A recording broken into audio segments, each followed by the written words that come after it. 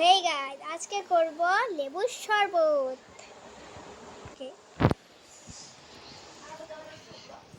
আমার লেবু ছিড়িগা।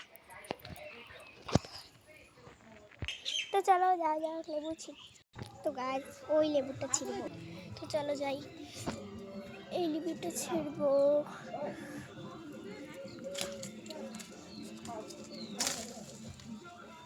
ছিঁড়ে নিয়েছি। তো গাইস দেখো, আমি এই লেবুটা নিলাম। এই লেবুটা দিয়ে শরবতটা বানাবো। তো যেহেতু গরম আর আমার জ্বর, এর জন্য মুখটা কেমন টকটক খেতে ইচ্ছে করছে, তাই ভাবলাম একটু লেবুর শরবত করি, গরমের মধ্যে ভালোও লাগবে। তো ফার্স্টে লাগবে একটা গ্লাস, আর গ্লাসের মধ্যে করতে হবে। তো গাইস দেখো, এটা এখন রসটা বের করে নিতে হবে।